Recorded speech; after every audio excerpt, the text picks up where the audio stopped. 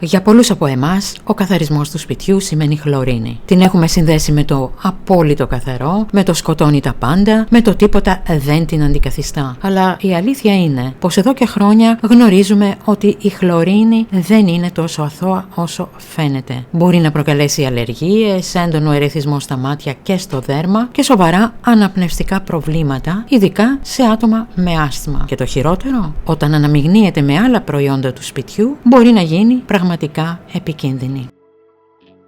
Είστε στο πολυθεματικό κανάλι Mea Culpa και πριν συνεχίσουμε θυμηθείτε να κάνετε εγγραφή όσοι δεν το έχετε ήδη κάνει, να μας δώσετε ένα like, να κοινοποιήσετε το βίντεο και να ενεργοποιήσετε το καμπανάκι για να ενημερώνεστε άμεσα για τα καινούργια βίντεο. Κίνδυνοι της χλωρίνης.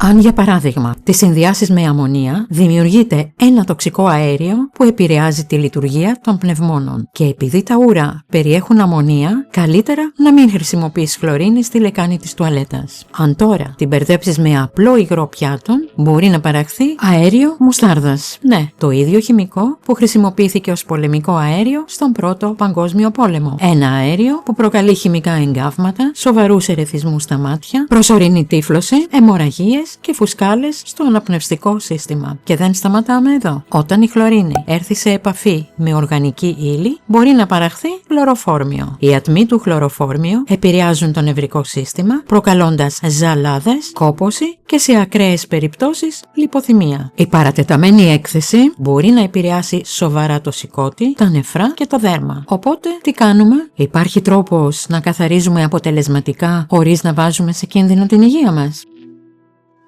Η απάντηση είναι ναι και μάλιστα είναι πολύ πιο απλή από όσο φαντάζεσαι. Υπάρχει μια φυσική, οικονομική και ασφαλής εναλλακτική που μπορεί να αντικαταστήσει τη χλωρίνη σε πάρα πολλές χρήσεις μέσα στο σπίτι.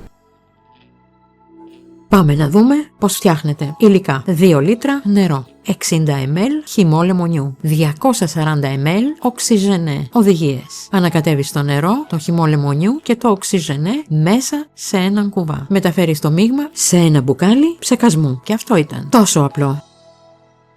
Και τώρα έχεις μια φυσική, ασφαλή και αποτελεσματική εναλλακτική της χλωρίνης. Χωρίς τοξικούς ατμούς, χωρίς κινδύνους για την υγεία σου, χωρίς να φοβάσαι για τα κατοικίδια σου ή τα παιδιά σου. Το προϊόν αυτό είναι εντελώς φυσικό και μπορείς να το χρησιμοποιήσεις παντού. Στην κουζίνα, στο μπάνιο, στους πάγκους, στα πλακάκια, στις επιφάνειες που αγγίζεις καθημερινά. Και ναι, μπορείς να το χρησιμοποιήσεις και στο πλυντήριο για να ασπρίσεις ρούχα. Το αποτέλεσμα είναι αντίστοιχο με της χλωρίνης, αλλά χωρίς τους κινδύνους και χωρίς τον φόβο ότι θα σου καταστρέψει τα υφάσματα ή θα αφήσει λεκέδες. Απλό, πρακτικό και αποτελεσματικό.